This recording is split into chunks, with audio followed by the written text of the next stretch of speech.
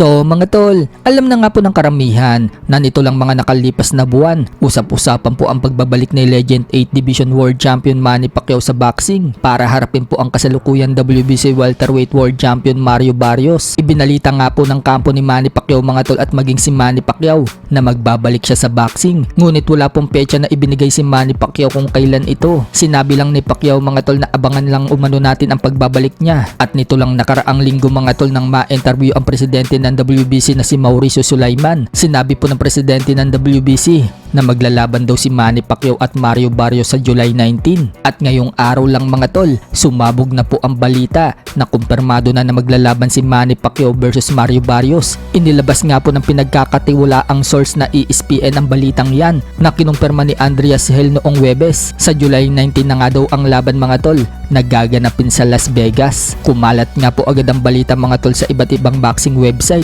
at sinasabing Pacman is back. Maging pong sa mga mainstream media dito sa Pilipinas, sabog na sabog po ang balitang Manny Pacquiao versus Mario Barrios. Talagang sikat na sikat pa rin si Manny Pacquiao mga tol kahit na matagal na itong nagretiro. Marami nga po ang natuwa sa pagbabalik ni Manny Pacquiao pero marami din po ang nangangamba dahil sa edad ni Manny Pacquiao at layoff niya sa boxing. 2021 pa po kasi mga tol ang huling laban ni Manny Pacquiao kontra dito kay Yordenis Ugas. Natalo si Manny Pacquiao dyan via unanimous decision at nagpa siya ng magretiro. Kaya 4 na taon na bakante si Manny Pacquiao mga tol sa professional boxing. Nakabalik naman si Pacman sa ring ng 2 laban pero sa exhibition lang kontra dito kay Korean DKU at Rukia Anpo. Kaya marami po ang natatakot sa pagbabalik ni Manny Pacquiao sa boxing, lalo pat may edad pa lang itong makakalaban ni Manny Pacquiao na si Mario Barrios na 29 na papunta ng 30. May mga nagsasabi na tinalo na daw ni Ugas si Manny Pacquiao tapos tinalo naman daw ni Mario Barrios si Ugas. Kaya yung Manny Pacquiao versus Barrios, alam na daw ang kalalabasan. Binara naman po ang komento na yan ng isang fan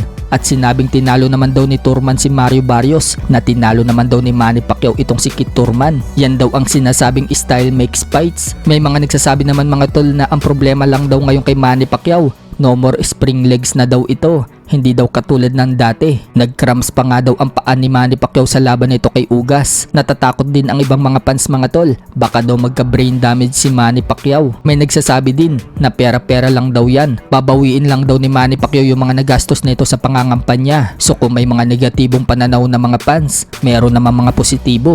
At sinasabing kaya umano ni Manny Pacquiao talunin itong si Mario Barrios. Pabor daw kasi ang estilo ni Mario Barrios kay Pacquiao. Bukod dyan, hindi din daw yung pera-pera lang. Kung pera lang daw ang habol ni Manny Pacquiao, edi sana hindi World Championship ang lalabanan niya. Marami naman daw dyan ang pwedeng labanan na hindi risky. Pero pinili pa rin daw ni Manny Pacquiao itong mas batang si Mario Barrios at kampiyon.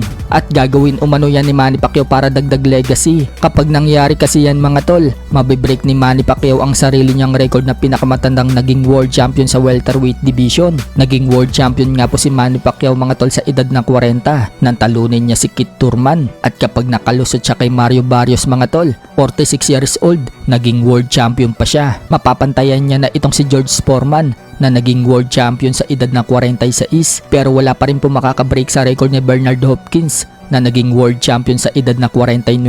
Yan po ang pinakamatandang naging world champion sa kasaysayan.